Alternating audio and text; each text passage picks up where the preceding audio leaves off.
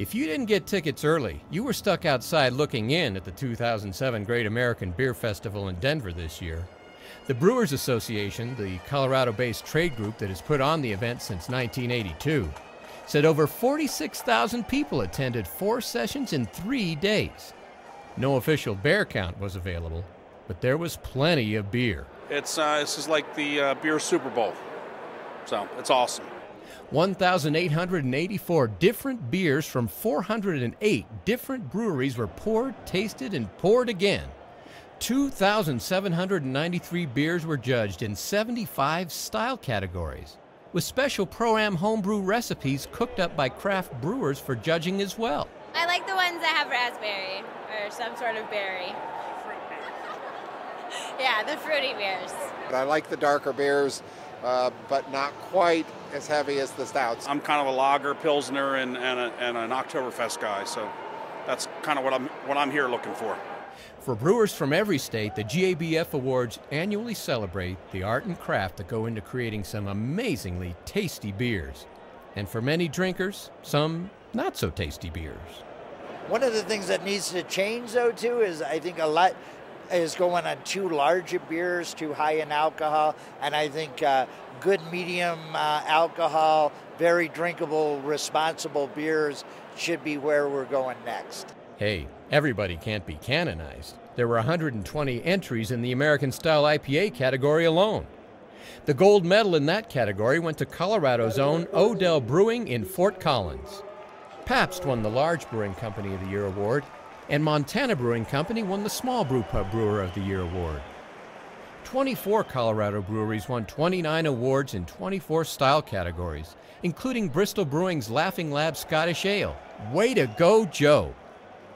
While the Big Bear stood watch outside, the 900-pound gorilla lumbering around inside the Colorado Convention Center was the merger of S.A.B. Miller and Molson Coors, which was announced just before the start of the GABF. If the Justice Department approves, Anheuser-Busch, which controls about 50% of the market, will face competition from a single rival that combined sells about 30% of American beer. The big are getting bigger, and the small are getting scared. It bothers me a little bit because Anheuser-Busch, much like Miller Coors now, can go in and they can take a whole door, 2 doors worth of shelf space in a liquor store or retail establishment, and it displaces us. And it makes it harder for us, the craft brewers, to get in.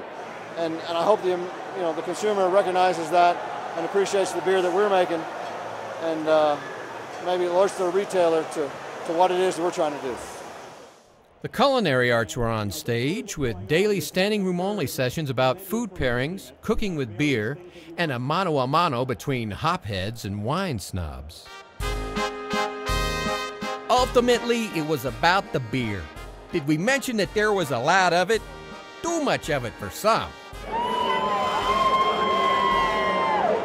Not enough for others who may have missed out on a really special brew because it was way too popular and ran out. But it was easy to sidle up next to a newfound favorite and keep filling your cup, all the while admiring the dedication and hard work of American craft brewers who enrich our lives 1/2 ounces at a time. Craft beers have just become so much better over time, and starting out with a couple microbrews and moving into the marketplace that we have now, I think you can visit any city, anywhere in the United States, and find a great craft brew somewhere. And that's what I do when I travel. If you still want more beer, there's next year. Our advice is to come on Saturday afternoon. The crowd is less intense, and you'll get maximum exposure to the brewers who show up for the awards. You'll get fancy little glasses, too, not plastic cups. Did we mention that there's lots of beer? 18,000 gallons were served up. And it helps to be prepared if you want to sample something in particular. You might want to get your tickets early, too. GABF sessions were sold out in 2007. 2008 event tickets go on sale in June. We'll keep you posted at the Beer Drinker's Guide to Colorado.